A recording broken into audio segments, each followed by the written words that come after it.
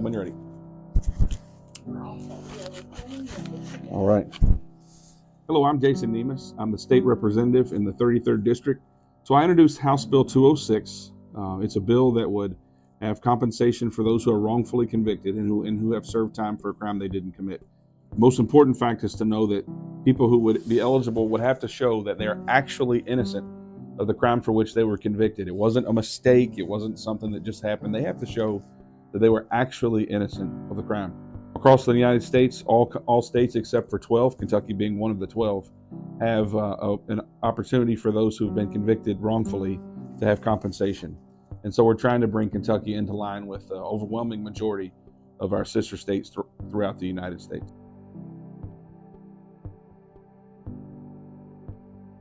My name's Mike Von Allman. In 1981, I was arrested for a crime I didn't commit. Was convicted, ultimately spent 11 years in prison and 16 years on parole before I found out about the Kentucky Innocence Project. Finally got connected with them and they took my case and pretty quickly found a textbook example of mistaken identity. And so you look like the guy in the sketch. And then if you look at this is the actual criminal. This is the actual perpetrator. And if you look at the actual perpetrator, you guys look alike. You served 11 years in prison for a crime that you didn't commit.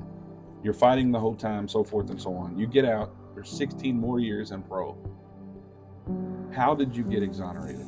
Tell me about how that happened. I opened up the paper. Right there on the front page was Kentucky gets grant from Justice Department to investigate wrongful convictions. The hope of getting exonerated never leaves. I cried. I'm about to cry now. I couldn't believe it. My name is Johnetta Carr. I'm from Louisville, Kentucky. I served 4 years in jails and prisons and 9.5 years on parole for a crime I did not commit. I was arrested when I was 16 years old in 2006. I got exonerated through the Kentucky Innocence Project in 2019. They investigated my case, proved my innocence, and now I'm just trying to get laws changed to stop it in wrongful convictions, hopefully. I was happy when I got exonerated. I just felt like a weight. And so now you're putting all your effort into making sure that this bill passes, House Bill 206. Yes. So we filed it, and it would compensate people who can prove that they were actually innocent of the crime for which they were convicted and served. If it passes, what will that mean to you? What does that mean for other people who've been wrongfully convicted? It would just mean so much. Like, it's not even the financial aspect of it. It's just, the acknowledgement of it, help heal.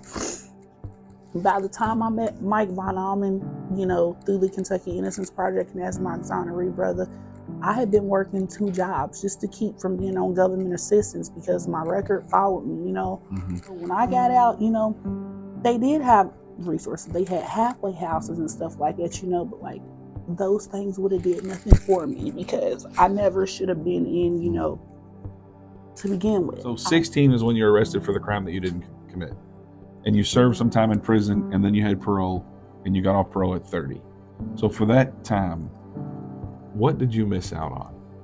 Especially the time in prison. I just missed out on life, creating memories with my family. I wanted to hug my mama so much, not to be with my friends, I got out, I see my friends moving into their careers, becoming CNAs, and I was supposed to be learning how to drive when I was 16. I still can't drive to this day.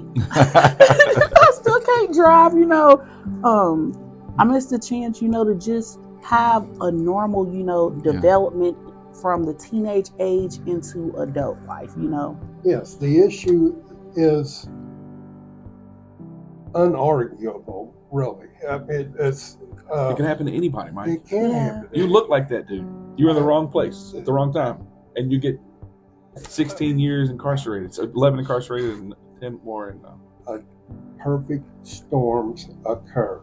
Right. So we are sending this video to all the legislators and to the public in the Kentucky, all citizens. What do you want to say to legislators or the public in Kentucky on why they should support House Bill 206? It comes down to, does it happen in your jurisdiction? Does it happen with your people? And you can't believe it.